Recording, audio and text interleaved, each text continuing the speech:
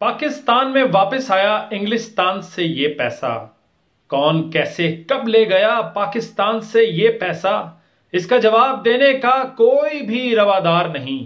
हुकूमत इसका क्रेडिट लेने के लिए भी तैयार नहीं। पूरे मुल्क में कैसी कब्रिस्तान की ये खामोशी है। हर तरफ मदहोशी है, हर तरफ बेहोशी है। मीडिया के सब चैनलों पर क्यों कर ताले पड़ गए, एंकर्स की तेज जबानों पर जैसे छाले पड़ गए। अदलिया जिसमें केस चला वो भी तो चुपचाप है।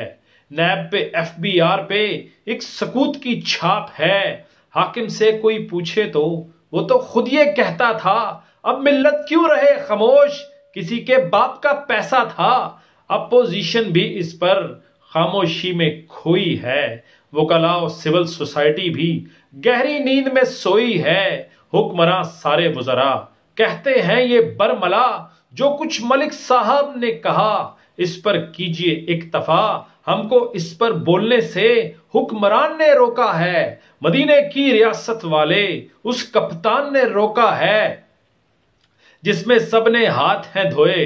मलिक रियाज वो गंगा है।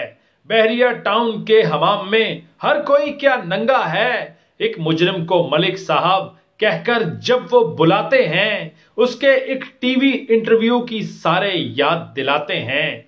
ये जो इस किजिए पर हाय इन सब के रवैये हैं। बहरिया टाउन की फाइलों पर अफसोस यही वो पहिए हैं, अफसोस यही वो पहिए हैं।